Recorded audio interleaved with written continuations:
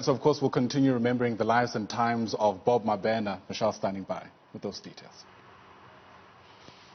You're absolutely right, Ayanda. In fact, this morning, Newzroom Afrika brings you the story of where his radio career first began, and that was at the age of 19. Now, in a feature that will air on Newsfeed AM, that's from 9 o'clock this morning, we will take you back to 1981 into the studio of the erstwhile commercial station Radio Bob. His former colleagues and friends will take us on a trip down memory lane, and Newzroom Afrika's assignment editor, Olebogeng Kgosilentswe, joins us now to tell us more about the story. It must have been such a pleasure to do this story and to get a sense of where, you know, we've been describing him as this legendary broadcaster, which he was in every way, but where he began. It was indeed, Michelle, and I must say it was also quite emotionally draining, but in a positive way, if I may say. The idea began with our editor-in-chief, Olebogeng, who also worked for many years at the Bophuthatswana Broadcasting Corporation. And we thought, what better way to tell the story than to lay the foundation of where Bob Mabena's career began back in 1989, 31 years ago. And we thought, you know, there's so many stories that have been told about Bob Mabena. He was such a diverse person, and so much has been spoken about. But this little fact that, in fact, it's a big fact that Radio Bob contributed immensely to who Bob Mabena would later become, the caliber of broadcaster that he would later become. And so we thought, let's find some of his old colleagues, some of his old friends at Radio Bob, who can tell us stories that we've never heard before about Bob Mabena. And so that's how we fashioned the story. Well, listen, I'm very jealous that we don't get to play it on the AM report. It plays on Newsfeed AM from 9 o'clock. Give us a snippet of some of the stories you had the pleasure of hearing.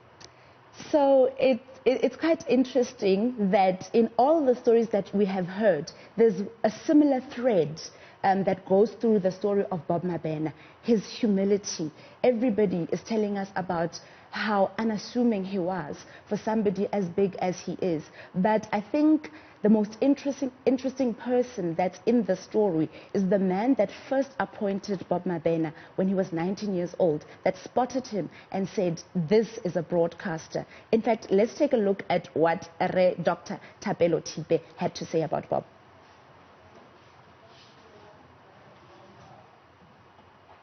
It were not always in auditions that you would find what you were looking for all in one person. So Bob was the first person that had all the attributes that I wanted from a DJ. And I realized that we've got talent here. And this is the cream of talent we have. And I did not waste time. And I put him on.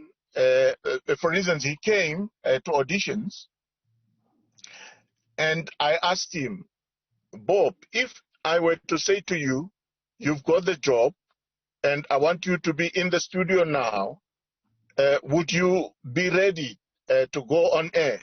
And he said yes. And later I told him, look, you are employed, and tomorrow morning, you'll be doing the breakfast show. He could not believe it. That's how good and talented the young man was.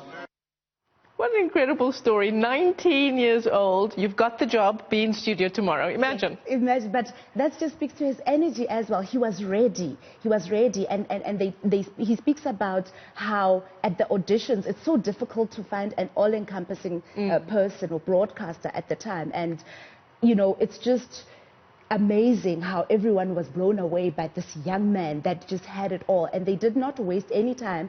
In fact, they just put him immediately on the breakfast drive show and on the morning show, which is unheard of in broadcasting, Michelle, because we usually would just start from graveyard shifts into the daytime or early morning. Yeah, we know. You know, so to just start at 19 years old and be given the platform to swim, and boy, did he run with it. Yeah, absolutely. And I love that photograph that we've been playing quite a bit this week, in fact. That photograph of him in the denim jacket with his 1980s, 1990s apparel. And actually that's what Faith Mangope, his co-anchor at the time of his death, said. He still liked to stand at the radio desk, and that's how he did the show. Absolutely. And you know, it speaks also to the man that doesn't change. He, as much as he kept evolving, but he somehow remained the same. In fact, I'd like us to take a listen to another thing, but let's listen. If music has got Michael Jackson, then radio can be proud to say that it's got Bob Mabena. I think we have amazing access to the people who were so integral to his life and to his career. And I was so grateful that we managed to track down those people.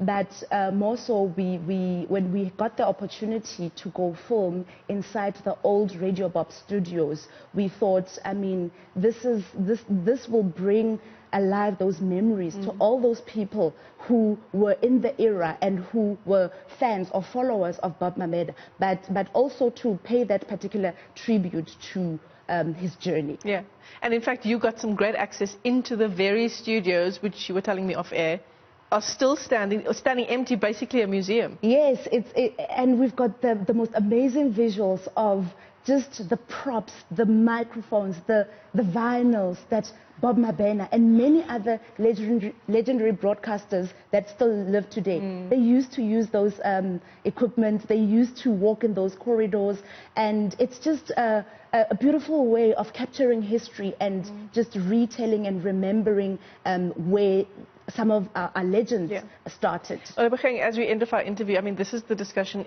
we have every time a great South African dies, and we pay tribute to them in this way, in that it had to come to their death for us to remind ourselves of the person and who they are.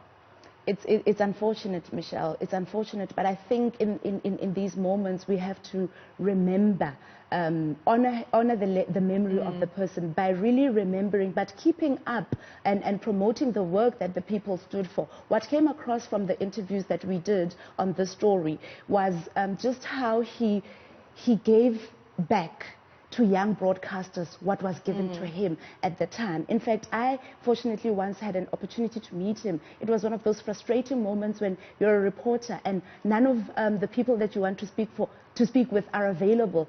And quickly he happened to be in the area, and I asked him. It was at Sun City where he was nominated for an award at the SAFTAs for one of his music TV shows. And I told him my dilemma, and he said, you know what, we'll do the interview.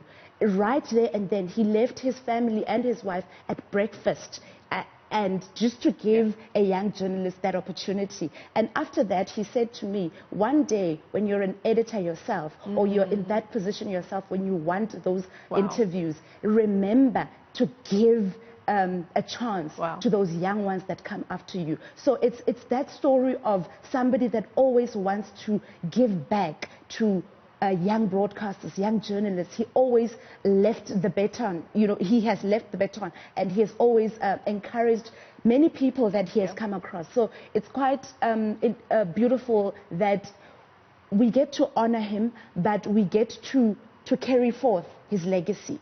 Absolutely. Incredible stuff. I'm really looking forward to seeing the story playing from 9 o'clock in Newsfeed AM. That's Olebogeng Kgosilentswe. She is our assignment editor.